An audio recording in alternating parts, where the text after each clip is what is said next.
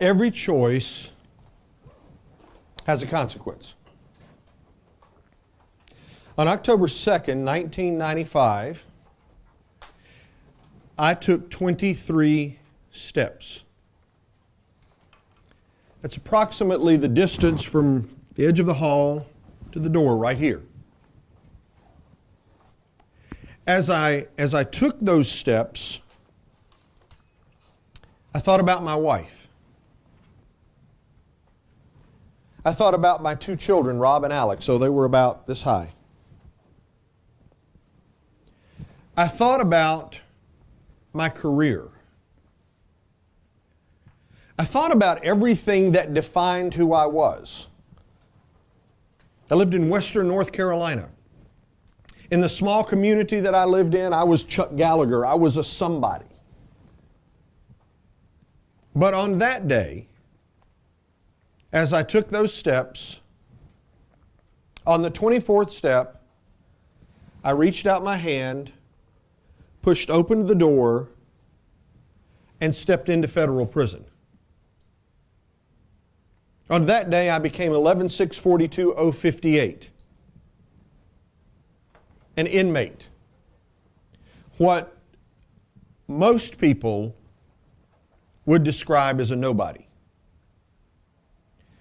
Every choice has a consequence. Now, okay, so there's a dramatic difference between then and today. There is one very obvious thing that needs to take place, and I'm sure that some of you will figure out what that is, but what do you think the obvious thing is that would help today go just a little bit better? Anybody got an idea? Take my handcuffs off would be a really good idea. So I got some military guys. Anybody happen to have keys to the handcuffs? Nobody in the room's got keys. Y'all need to have keys to the handcuffs. It's a really, they haven't changed them in a multitude of years. I do happen to have keys to the handcuffs. It's handy. I always carry this. See, this is a very important thing. So let's see if we can get, this is the strip portion of the session. Okay, there we go. Whew. At least one side off. I did do this one time and the handcuffs failed. And so I did the presentation, not that I lost the key, the handcuffs failed. So this time I went to a real police supply place and got really good handcuffs. Anybody that acts out in here, I will hook you up, okay? Okay, so if you do what I do, which is you travel around quite a bit, and you talk about choices, consequences, ethical behavior, etc., and you carry your stuff with you, orange jumpsuit and handcuffs. If you've ever flown much, you find out, we'll leave that there for dramatic effect, you will find out that checking luggage doesn't work, okay, because they lose it. So I carry it with me. So here you are, you're in the airport going through airport security with 2 sets of handcuffs. And they put it on the conveyor belt, and if you've ever done it, it goes, I don't know why, it always moves forward and then back, and then they start running it through, and someone is sitting there looking at the screen, and they see handcuffs. I like your style, girl, I do. Now, you can't have more than 3.5 ounces of liquid on an airplane, but I get to carry 2 sets of handcuffs. And they look at me, and they say, "Are you law enforcement?" And I really want to say yes. I really do. Except that's impersonating an officer subject to 5 years in prison and a $5,000 fine. And considering I've tried prison once, it really wasn't fun. I don't want to do that. So then I say, no, I'm just a pervert. And they look at me like, yeah, okay, we get that. My reputation precedes me. So today we're gonna try to have a little bit of fun. Sometimes you come along and you sit down and you hear the word ethics and you kind of wonder, well, what's the deal? Is it black and white? What does it mean? Does it apply to us? How is this stuff gonna work? And I've had lots and lots of people ask me questions. In fact, I mentioned this earlier today at Ethics and Eggs, that I was at a university up in Canada, and they didn't know who the speaker was. Well, the speaker was me, but they didn't know that at the time. And so one of the professors says, as we're going through the buffet line for this dinner that they're having that night, because I'm coming in an orange jumpsuit and handcuffs, and so it's kind of a mystery. And he says, what theory of ethics do you follow? And I'm sitting there thinking, let me think about them. And I started naming them off real quick in my head. And then I thought, let's have some fun with this. I said, the theory that keeps you out of federal prison. And he looked at me like I was crazy, but later it connected. The dots kind of connected. Because we can talk about theories and talk about the concept, but the question that always comes back to the core is, for us to talk about ethical behavior means there has to be unethical behavior. And how is it that smart people, people that know the difference between right and wrong, have integrity or lack integrity, know the difference between ethical and unethical, how is it that those people, I will fall into that category, make unethical decisions that potentially can land you in prison? So I talk about the human side of ethics. How is it that we do that? What happens? What takes place? So here's what we're going to do. Number one, I love talking with university students because you guys will just like open up and ask all kinds of cool questions. If I'm talking to the corporate folks are, well, I really can't ask that question because, you know, the chief operating officer might hear and they're wondering, you know, why would he be asking that question? And you get all caught up in it. So it's free for all in here. You can ask anything you want to ask, and it is absolutely fine, and I will answer it honestly. Okay? What I'm going to do, however, before we kind of open that part of it up, is I want to talk to you about how it happens. And we're going to talk about two things, and hopefully those two things the dots will connect. One of them I'm going to call the unethical continuum. And what I mean by the unethical continuum is that as human beings, nobody starts out by saying, I'm going to do something unethical. Well, I mean, there may be a few folks. You know, there's always a couple of bad apples. Jeffrey Dahmer maybe falls into the bad apple category. Okay, yeah, you know, I don't know. He just started young and it wasn't good. But the average person sitting in this room, if I ask you, what's your name, sir? Dustin. Dustin, are you going to do something unethical? Depends on what you mean by that. Okay. Do you think do you have a desire to do something unethical? That we should pay attention. Do you have a desire to do something unethical? Just be aware of my desires. Okay, be aware of your desires. That's fair. Most of us in the room, if you said, well, are you going to do something unethical? No. I mean, that's the right answer. I'm going to call it the Sunday school answer, right? Because there's the answer that you want to give, and then there's the reality of what we think as human beings. So I want to cut through what the right answer is to get to the truth of what really happens. So, first thing, let me do this. One question you guys would have is, okay, what did he do and put him in that? So we're going to talk about that, but before we do, let's walk down the unethical continuum for just a second. I want to give you some practical approaches to how does this stuff start? Because it always starts small. So if I were, we have a marker for the board. So let's go with here, here, here, here, and oh my goodness, I'm an artist, can I say. All right, so marginal. If you're in the military, that's where you aim. Okay. All right, so if I'm going to start on this, I'm going to start and I'm going to use an example. My mother is 76 years old and my stepfather is 82. Your grandparents or great-grandparents would be fundamentally that age, okay?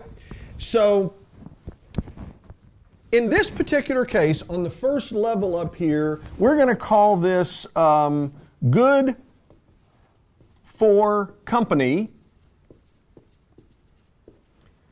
not good for customer. Now, let me play this out. My mother just moved to South Carolina. That's where I live. So she moves to South Carolina and she decides she needs a new TV. She needs to get rid of the old big fat cathode ray tube TV and get one of those little thin TVs, and she's all excited about it. So she and my stepfather decide we're going to the big box store to buy the big flat screen TV. And I, the 56-year-old son, am supposed to be the tech wizard. Not that I am, but they think of that. So here we go. We go to the big box store. They walk in, and on the wall there is this beautiful, first thing in, blasting a football game, Samsung, LCD. It was crystal clear. You could see the blades of grass, the water on the blades of grass. My stepfather is mesmerized. He's just caught looking at this. And the person in the store comes sauntering up and says, "Hi, how can I help you?" "Wow, you've picked a great TV there. You know, that's one of the best TVs we've got. That one really has all the bells and whistles." And they're selling that TV. I mean, they're working it. And he's like, sold. Because he hasn't seen a picture like that in years, because he's had this old, TV. My mother looks at me like, whoop. And so I say to the salesperson, I said, "Well, tell me a little bit about this TV." He says, "Well, it's got a 240 megahertz refresh rate." And I'm like, "What is that?" I said, "What does that mean?"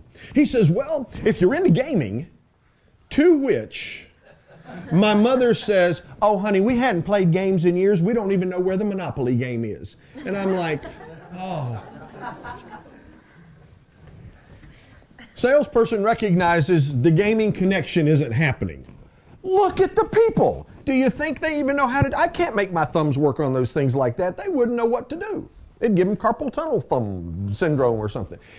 So then he says, "But there's other features on there. I mean, it's got like Netflix and Hulu." And my stepfather then says, "Son," he says, "I can't do the hula thing. I've had both hips replaced." And he does like this. And I'm like, oh, just embarrass me, please. The salesperson, now the question would be, well, was the salesperson acting unethically? The salesperson's job was to sell the television.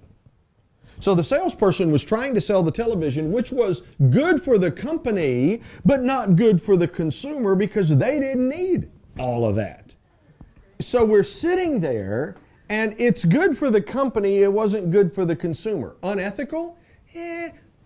That's a debate.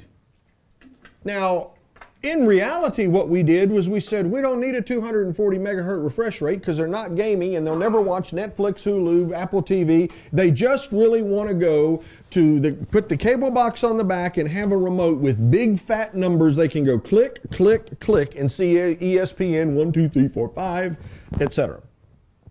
So the TV, instead of a $2,300 television, turned out to be a $799 television that the picture was fundamentally identical on, which was good for them, less valuable to the company. Okay, so let's say, all right, good for the company, not good for the customer. Let's try a different approach. Completely different example. We're going to say this one is not good for the company. I can't draw a C. Okay, what would that be? All right, so I got kids. And let's just say for hypothetical purposes, not a true example, but let's say for hypothetical purposes that one of the kids is on the lacrosse league or the soccer league, whatever it happens to be, and there's going to be we'll make it soccer, there's going to be a big soccer conference, and all of the kids from all of the schools in the surrounding county are going to come to this big soccer conference for a soccer playoff, and as daddy, I have been charged with creating flyers. Okay, so I got to make flyers for this. All right, well, I can't make these boring flyers that just have like black letters on a yellow piece of paper that's stuck around. I mean, that's kind of tacky. That's way old school. We can't do that. What do I really need to do? Well, I'm going to sit down at work and I'm going to think about the flyer and I'm going to start looking for pictures that I'm going to right-click with my computer because I can copy the picture off of the internet, even though the picture may be copyrighted, but then who's going to know? Copy the pictures, take the pictures, put them on this, make this beautiful graphically, wonderfully designed document that's going to be handed out because I want everybody to know that, well, I use a Mac and, I'm obviously smarter than the average person because I've got that. And I want people to know that I am like behind my son for this soccer tournament. And it's, of course, full color. So how am I going to print it? Well, I could take it home and I could put it on my inkjet printer.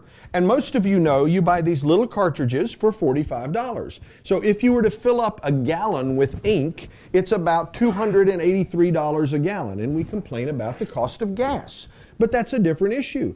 I could run multiple ink cartridges out, or I know here at the University of North Georgia, since I'm a professor, we have the brand new Minolta Kyocera Sharp Xerox whatever massive machine that, it will do whatever you want it to do, almost.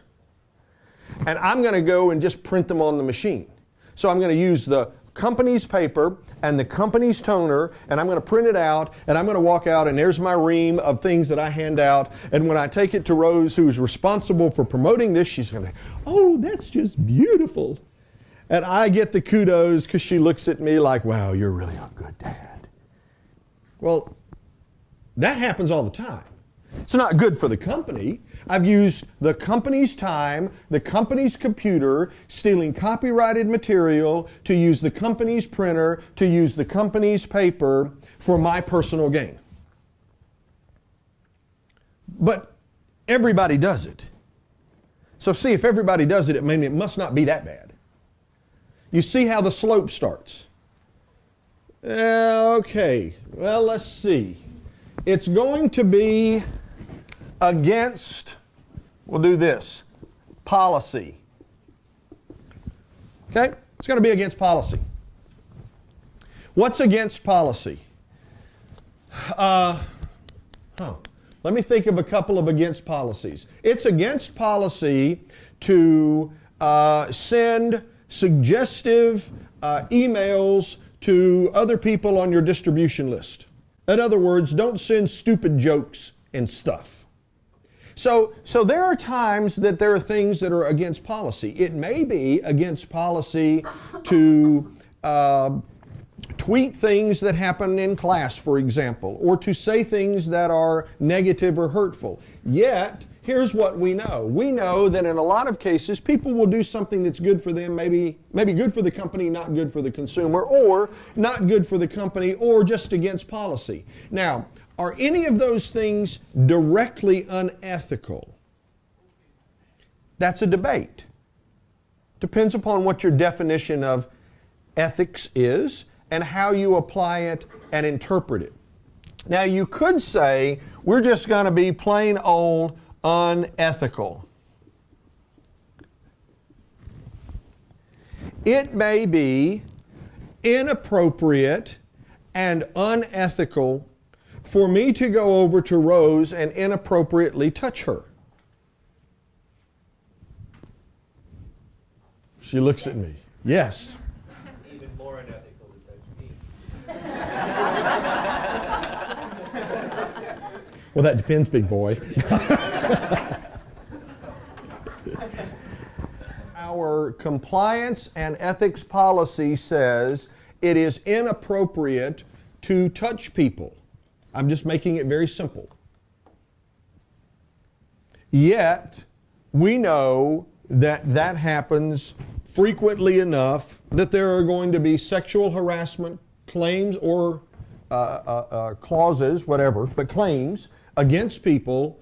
And at times you might sit back and say, well, I didn't mean anything by it. Doesn't mean whether you mean anything by it or not. It's not the right thing to do. And by the way, over time changes what's acceptable behavior.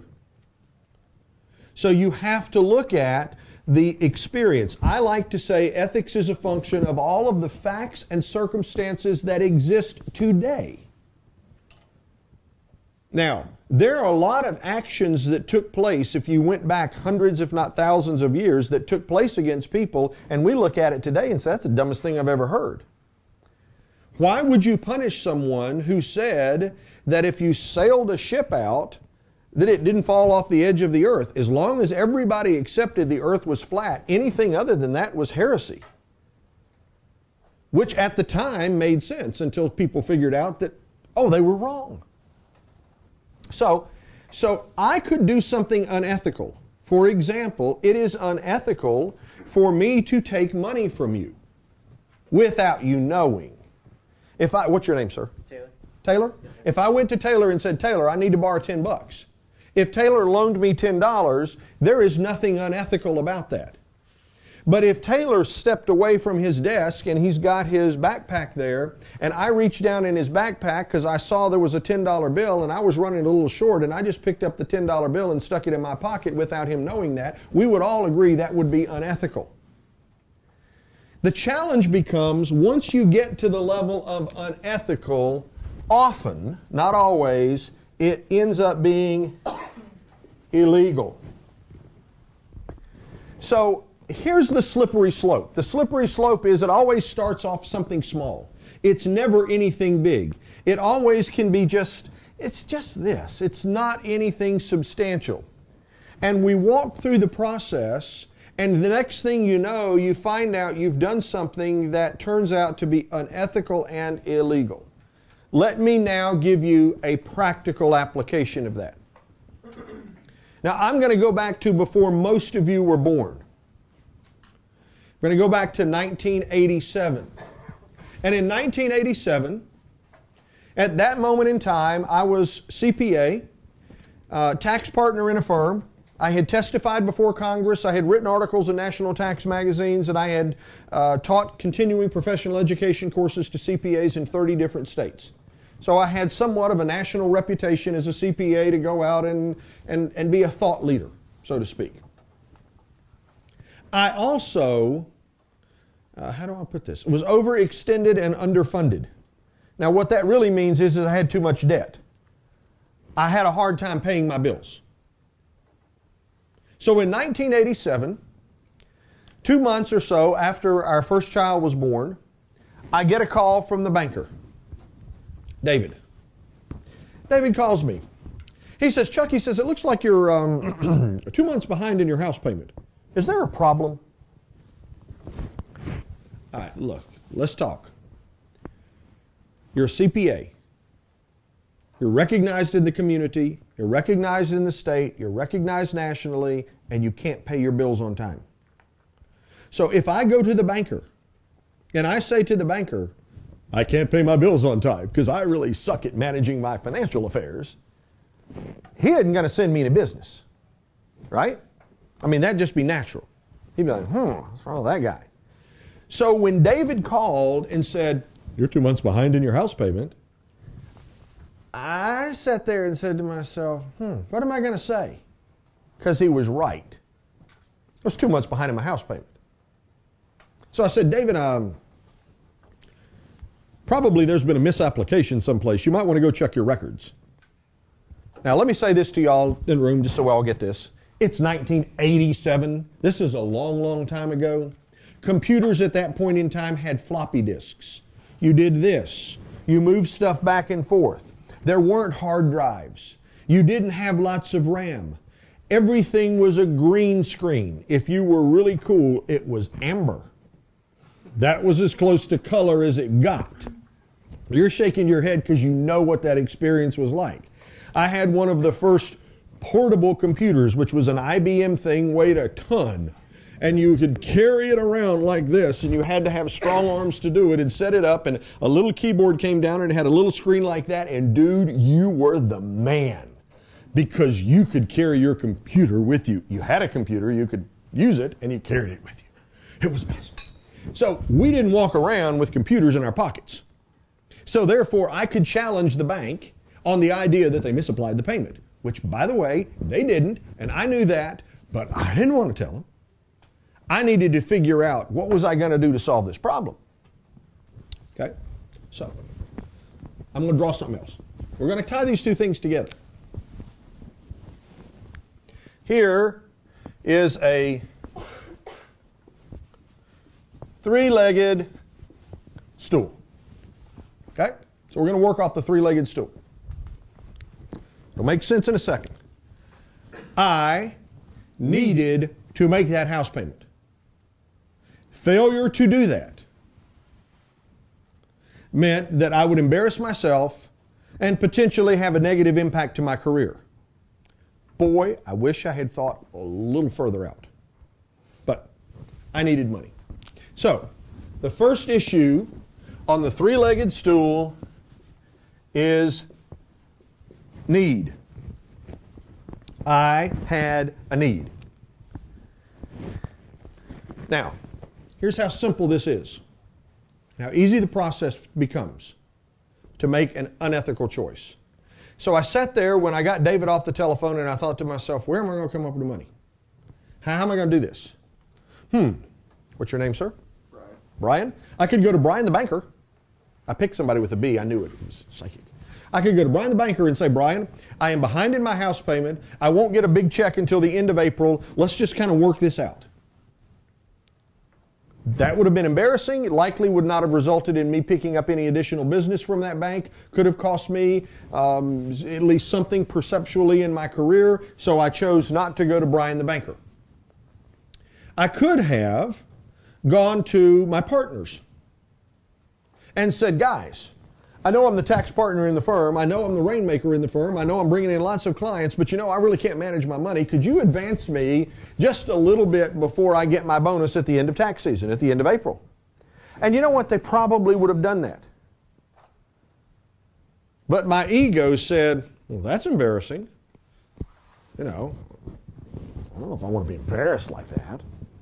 So I didn't do that. So here's the circumstance. I happen to be trustee of a trust.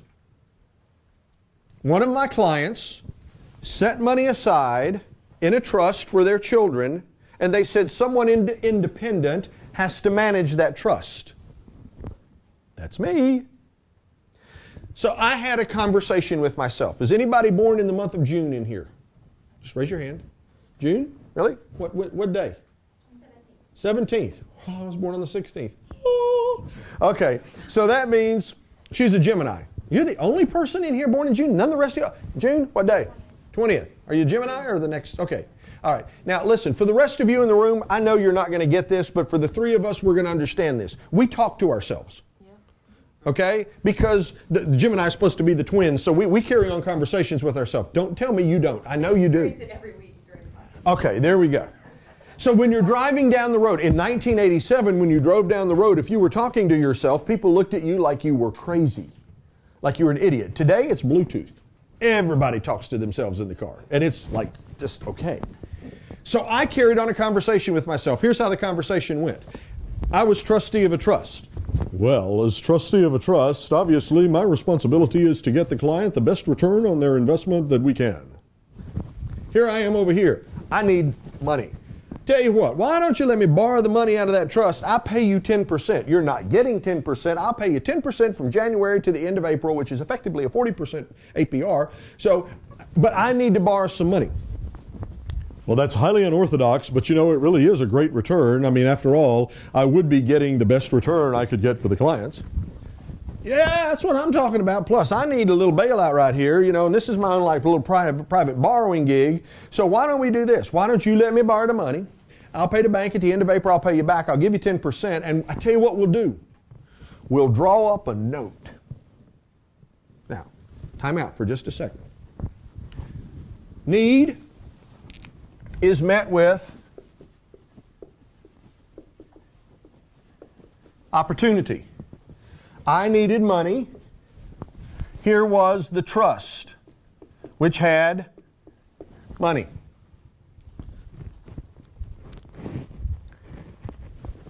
All right, Chuck, here's what you're going to do. You're going to go steal from the trust and give it to the bank and just go to sleep at night because you're a thief. No! Of course that's not going to happen. What, I'm going to call myself a thief? No, I'm not a thief. I'm just borrowing money. So I went to the computer. Nobody in the room, well, a few of us, will catch this. But I went to the computer and sat down with WordPerfect or WordStar. Those were the predecessors of Word. Bill Gates stole them and made Word. There was Lotus 1, 2, 3. Now it's Excel.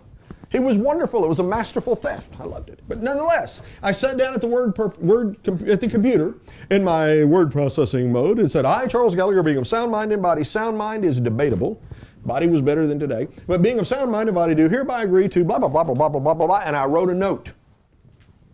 Because for me to sleep at night, I couldn't say, I'm going to steal some money from you and you don't know it. What I have to do is I have to somehow rationalize, ooh, let's write that word down.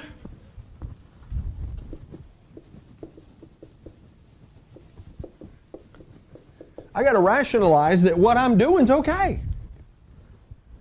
So here's the gig. It's simple. I need money. I stole it from the trust and I called it a loan. So I could sleep at night. David calls me back. Chuck, we've checked our records and it looks like, and before he could finish, I said, David, I am so embarrassed. I can't believe this. You are absolutely right. The payment wasn't made. You know, my son Rob was born just 2 months ago. Ladies, I'll just apologize on the front end. Let me just tell you, my wife pays the bills. Now, my wife did not pay the bills. I paid the bills. I was lying through my teeth.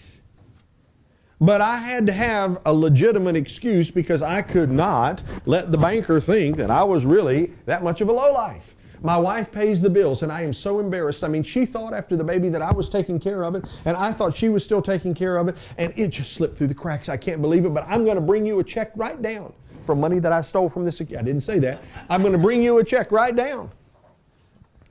And I got down to the bank with the check. It was $2,000. And I took it in. I said, David, I'm so sorry. He says, Chuck, just don't worry about it. He says, let me share with you. He said, I passed a bad check once in college. And we had a male bonding moment. We were tight. He'd passed a bad check, and I just stole money, but he didn't know it. And at the end of tax season, when I got a big fat bonus, I paid the trust back, which solidified the rationalization. Now, let me stop at this point, because there's kind of a critical factor here, but most of the time, and I'm not saying this in a negative way at all, but most of the time at your level, you need to think of it from a different perspective. What is the need? This is the question. What is the need? Where is the opportunity? And how do I rationalize it?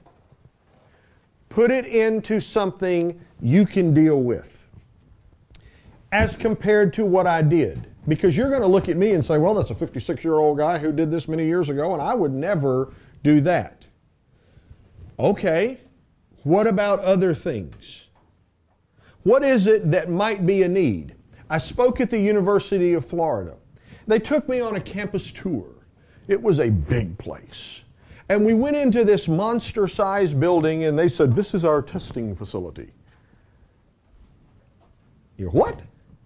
Our testing facility. And I'm looking around, and they've got cameras everywhere, in the ceiling, all around. And what they had done is they said, so any of the tests, like all of the accounting tests were standardized. I'm just using it as a simple example. So all the accounting students came the same day to take the test, and there were thousands of people in this room. Guys who had baseball caps couldn't wear them. If you did, they had to go on backwards, like yours. Why? Because if you had the bill here, you could write crap there, and people could sit there and look at it. They got really slick there. You could not bring in any electronic equipment whatsoever, i.e. having a cell phone available in class was not an acceptable factor. Why? Because I could sit here with the cell phone and, I can have my calculator up, or I can have my notes up and information there, and if I don't want the teacher to see it, I just click the button and it goes away. And the assumption would be, well, the teacher's too dumb to know that it's just a matter of sliding your thumb back and forth in order to be able to find the thing that you're looking for. Can't take them in. Everything is monitored. It's all kinds of electronic activity taking place to make sure that no one is cheating. Because here's reality. The reality is I need to pass the test. I am unprepared for the test.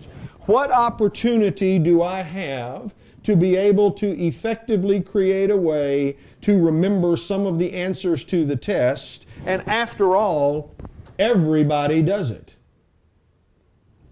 Or, here's the test, and someone comes in with their cell phone and takes the picture of the test, and then posts the picture of the test somewhere, so someone that has a need can go to the website to see the test, and therefore make sure that they absolutely answer the answers correctly on this multiple choice test or whatever it happens to be, because after all, everybody does it. 17-year-old, high school football star, absolutely no question, college scholarship, no issue, full ride.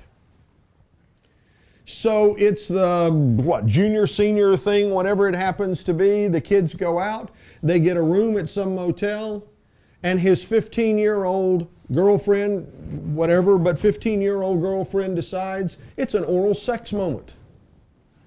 To which, of course, he takes a picture. Because, it's a trophy.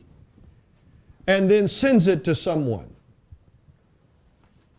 Well, let's talk about, what was the need? Oh, I want to feel good. What's the opportunity? She's there and willing. What's the rationalization? Well, everybody, if you're young, everybody takes pictures of everybody naked and stuff like that. It's called sexting. Now, in my generation, we wouldn't do that. There's a reason for it. Because if you took the picture, it was on film, and you had to take it to the drugstore to get developed, and you weren't going to let the druggist see that. Not that you wouldn't have wanted to have it, but you couldn't get it because the opportunity wasn't there. Oh, but there's opportunity now. She was 15. That was underage. And in the state of Georgia, oral sex is against the law, or it was at that point.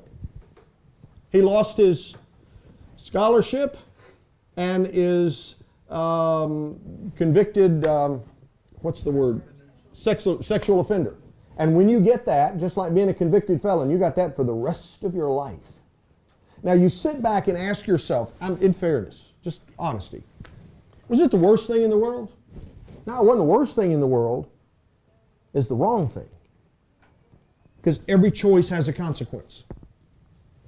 And you go back, and I don't remember the new app that came out.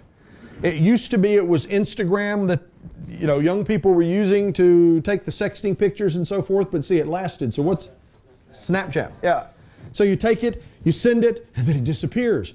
Really? Yeah, it disappears, except for the person while the 10 seconds is there that takes the picture of the picture that never disappears because they want to keep it on their telephone.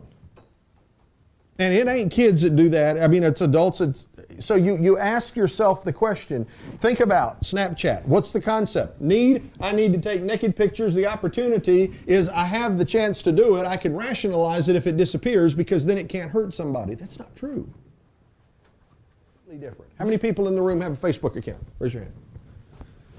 Okay, good. How many people in here have a LinkedIn account?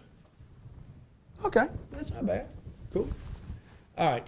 So this is not a multiple choice. This is a question for you to raise your hand on. How many of you believe you've got a Facebook account? You post stuff on your Facebook account. Okay. Well, some of you do. I post stuff on my Facebook account. I've got 4,960 friends. I don't know most of them. I consider them contacts. Zuckerberg called them friends. He's worth $1 billion plus, so they're friends. Okay, I don't know. I'll listen to the man. Okay, so here's the deal. You're getting ready to graduate. You're going out. You're looking for a job. I'm hiring. So you send me your resume. I get your name.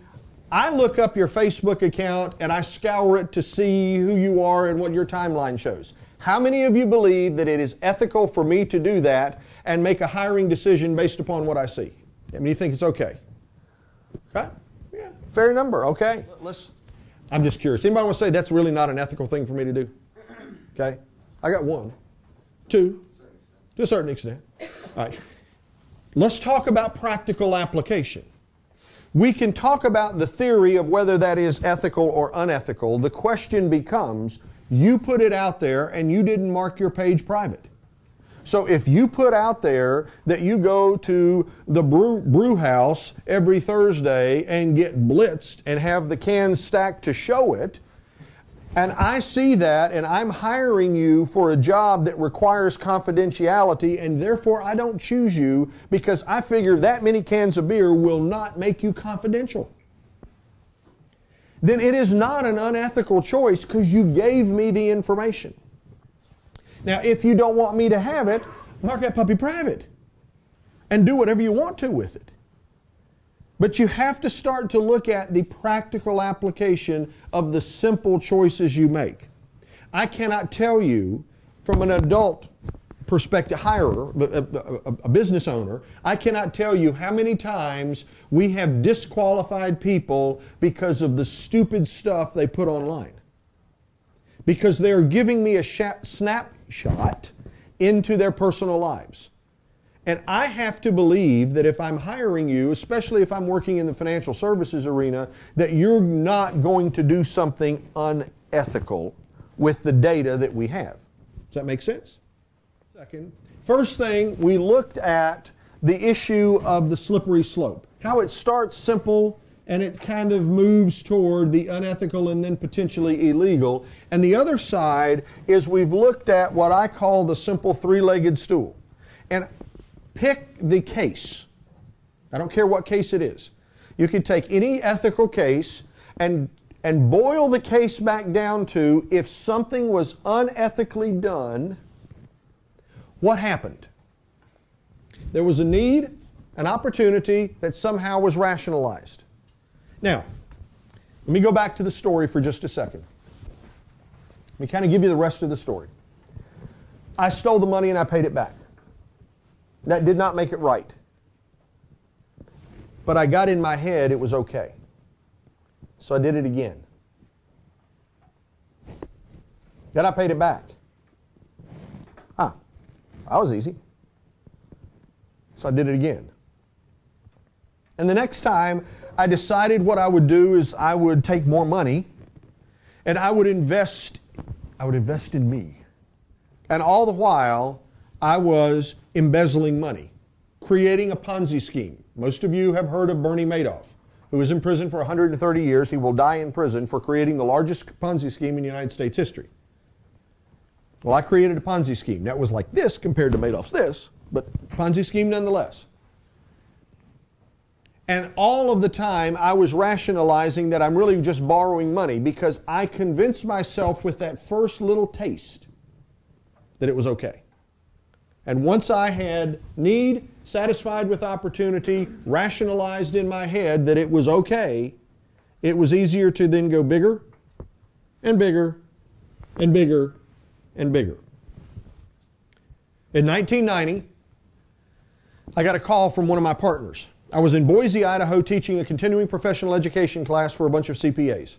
So I'm in there teaching the class. We're all having a good time. 8 hours of tax. That's what they had. This 8 hours of this. So I always tried to make it fun. You know, we had like sing-along songs. Do you have sing-along songs in some of your classes here?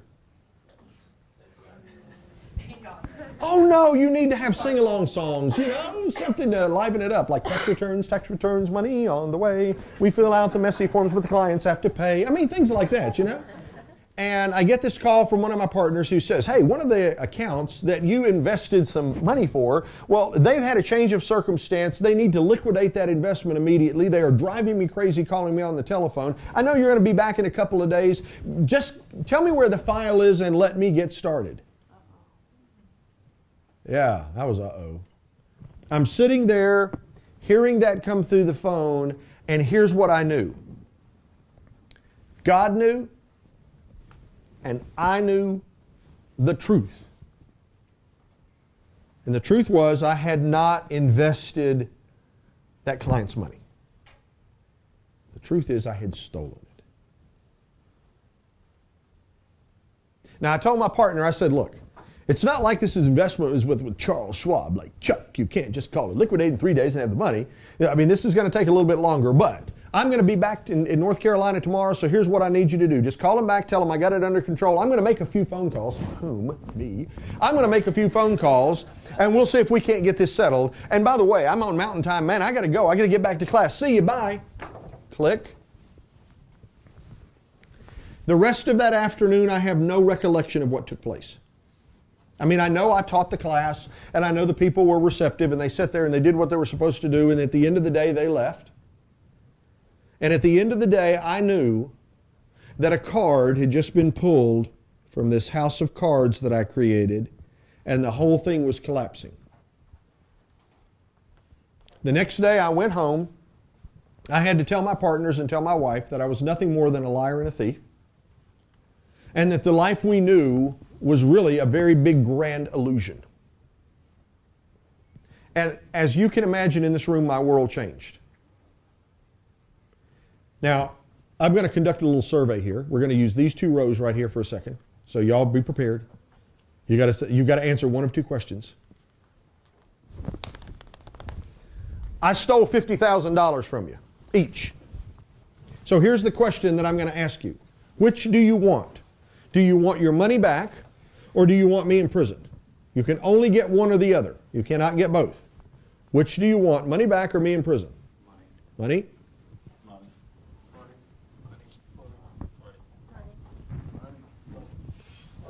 Wow.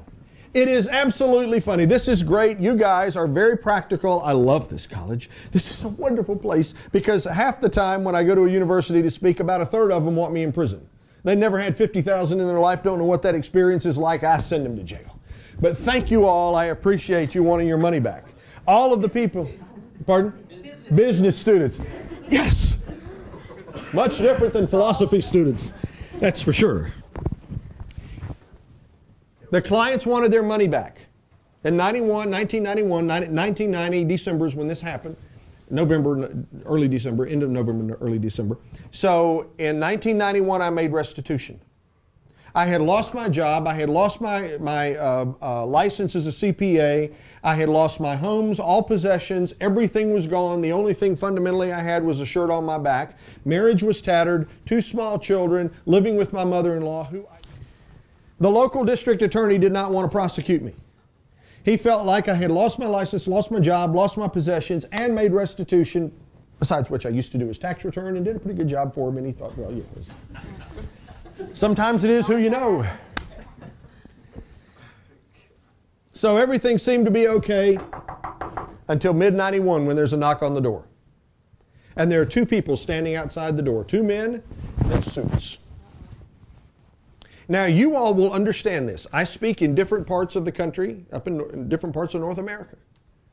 And some folks do not understand this, but you'll get this here. Because I went to Appalachian, school in Boone, know the mountains. This reminds me of it so much. If somebody calls you by your Christian name, you know you're in trouble. If your name is William Robert and everybody calls you Billy Bob, and your mama says, William Robert, you get here right now, you know you're in trouble. So when I opened the door, they said, are you Charles Gallagher? Dude, that was bad. I said, yes, yeah, no. Got the wrong person here, but no. My name's William Robert. Call me Billy Bob. Yep.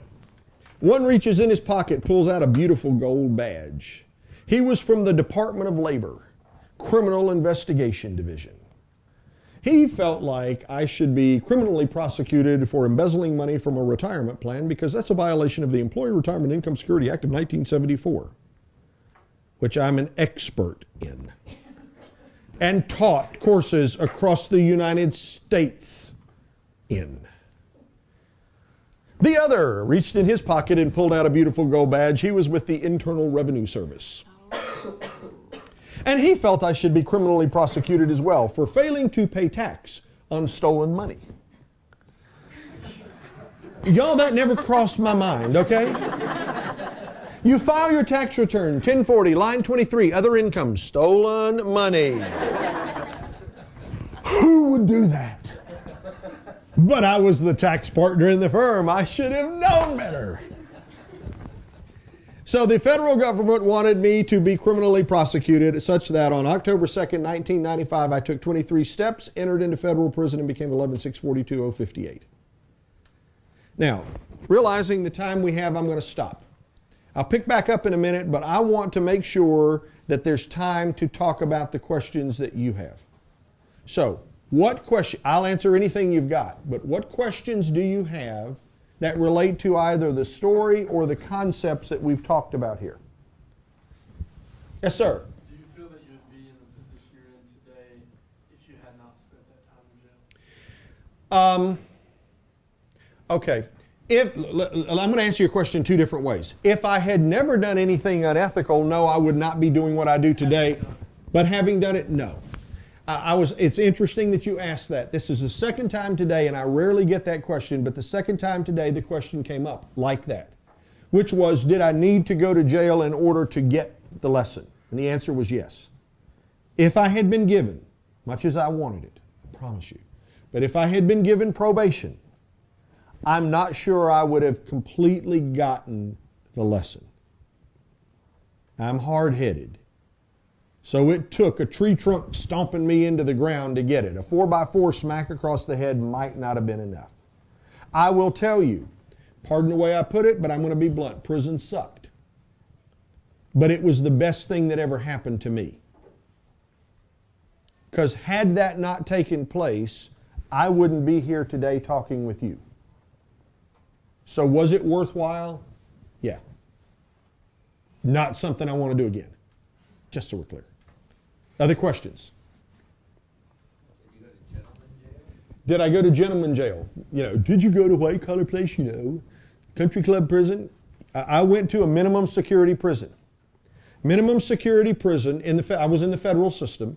In the federal system, a minimum security prison is a place where either someone who has less than a 5-year sentence goes, or you've had a longer sentence, like my cellmate, who was a gentleman about this tall, a little African-American guy named Buck. So it was Buck and Chuck, which, you know, provided some comedy for the inmates in prison for whatever reason. But here it was Buck and Chuck. He had a 10-year prison sentence for selling crack cocaine. That was 5 years, and the physical presence of a gun in the house added another 5 years. But he had worked his way down to a minimum security facility. In a minimum security facility, people say, well, you know, it's a country club prison. Let me help you with that just so you get a glimmer, okay? It ain't a country club. You got to work. You go in, you get up in the morning about 6 o'clock, you go eat at the chow hall. Inmates predominantly are the ones fixing the meals. They weren't bad. You know, meals go. Although I lost 35 pounds when I was there, which I could probably lose today. But anyway, different issue. But you go and you've got a job to do. In my case, I was smart, you know. I went to work in the business office. I scouted things out, and I went to work in the business office where 6 other white-collar criminals were. There were probably 10 white-collar criminals in a prison of 500. Most of them were drug dealers. Y'all, I know more about drugs now than I ever in my wildest dreams thought about. It was like going to a Breaking Bad set. Yeah, dude, some people know some stuff about drugs. Different issue. I go in and I think I'm going to work in the business office. So the business manager, the legitimate man that was hired, he's there and he's got all of these white collar criminals. We could not use a calculator, could not use a computer, anything electronic they thought we could somehow do something fluky weird with. So we're sitting there doing this all by hand, and we did the man's job. 4 months in, the warden comes in one day. When the warden comes in, you look down and you act like you're doing something. I mean, add up numbers, just do something. Warden goes in with the business manager. I'm going to pick on you, the business manager, behind this, you know, glass closed door kind of thing, and you could hear this muffled sound. This, you know, and we were like, what in the world is going on in there? It's supposed to be soundproof. Warden comes out, he said, inmates. We all look up. He says, you're fired. We'll have a different place for you to report tomorrow. Now, y'all, let me just share something with you. First, you go to prison.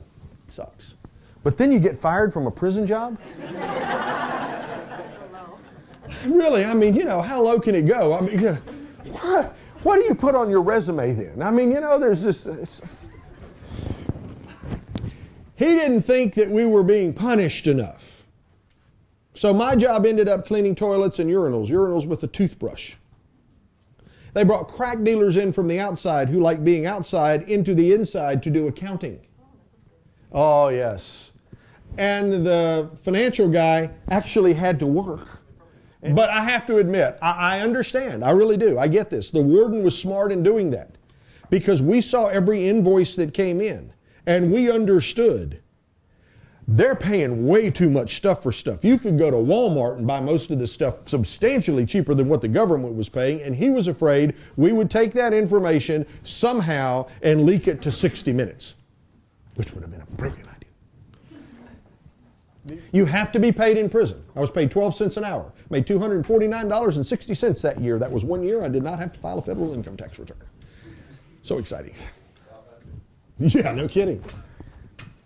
So it was a different experience. You learn a lot about culture. You learn a lot about people. You learn a lot about people who will accept responsibility or who are going to be a victim all their life even though they did things wrong. Other questions? Yes, ma'am. And as you had a wedding ring, is that from the same wife? Did she stick with you? No. First wife tried. We wanted to make the marriage work. But the challenge became that she couldn't, let's put it this way, I broke trust. Now, I don't care where this happens to be. It can be in school. You can break trust with a professor by cheating. You can break trust with your girlfriend or your boyfriend. I broke trust with my wife. You can break trust with your employer. Trust is a precious commodity. And I broke trust with my wife. So she could not ever quite get, when I opened my mouth and spoke, was it the truth or a lie? It just didn't connect.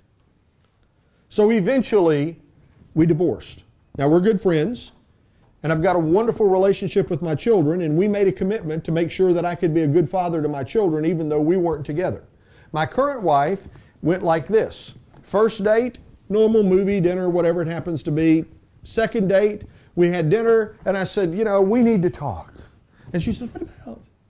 And I mean, y'all kind of doing the dance. You try to make everything really good because it's second date. You're just trying to figure out things. And I said, I might go to prison.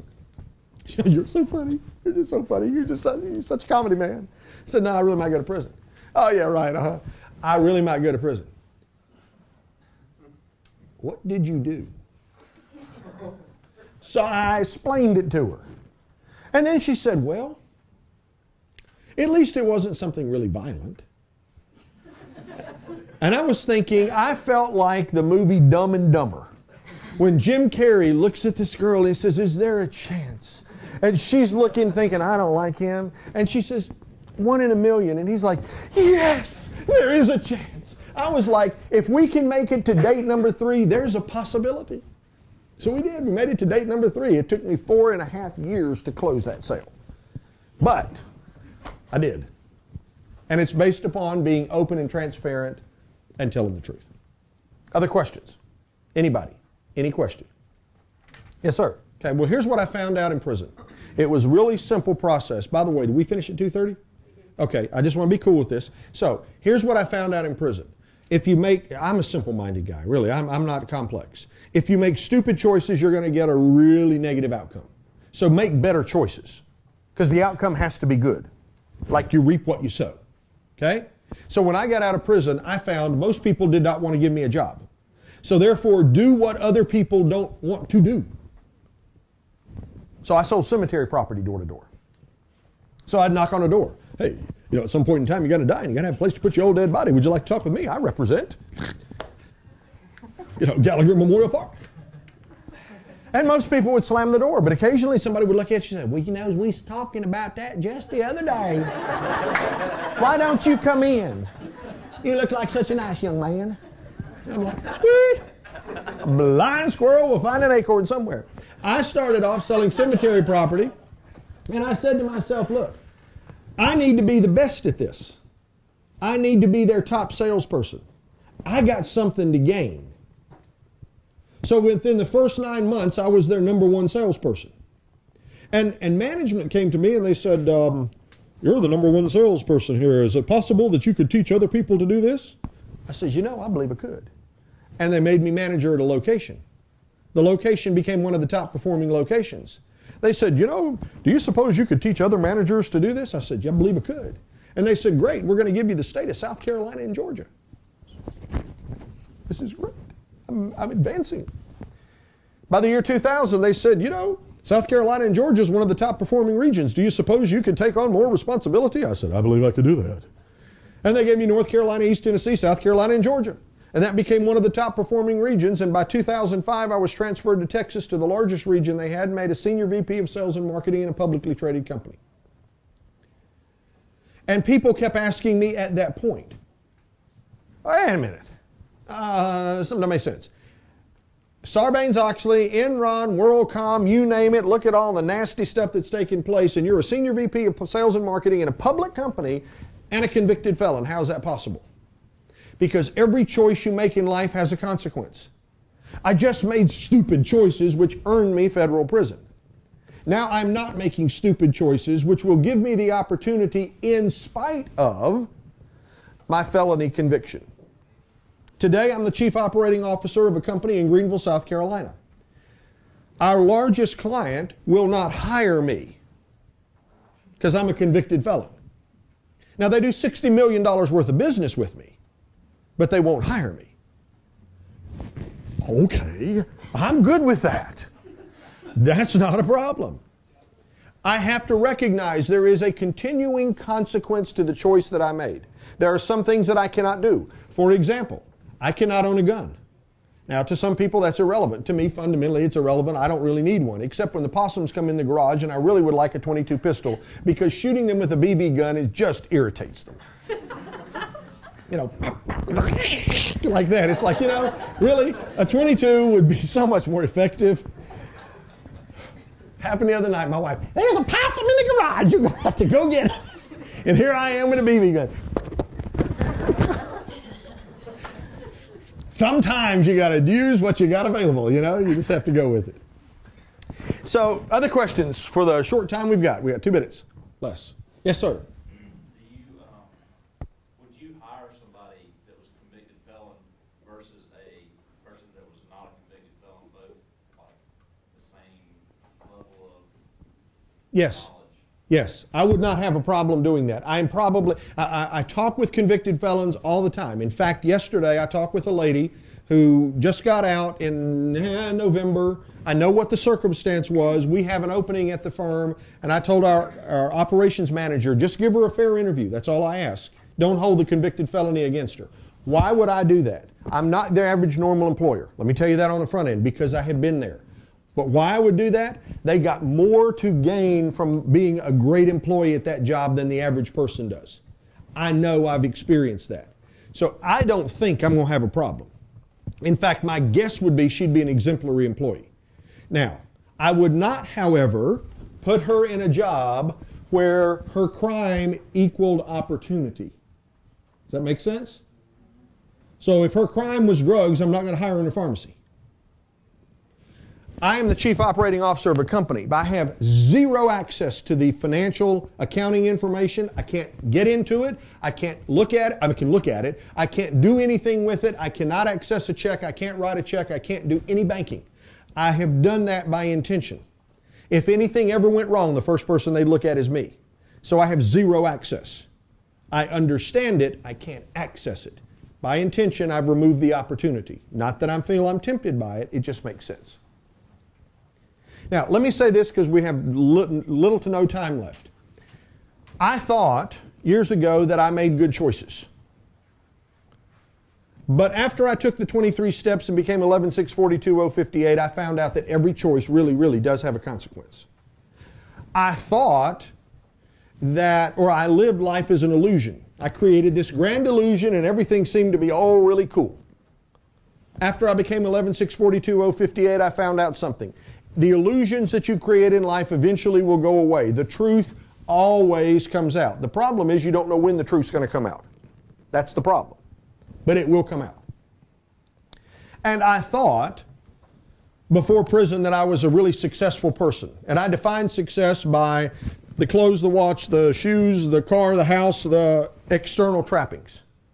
As I thought in business school, that's what it meant to be successful. I found out after becoming 11-642-058 that the reality is success is not defined by stuff. It's not wrong to have it. It's not defined by it. True success is defined by the impact that you have on other people's lives. So the question is, what can you do that impacts someone's lives? And you will be faced with the opportunity to make good choices, to not get caught up in illusions, and to impact lives. And real true success will come when you look at things from that perspective, not a false sense of what success truly means.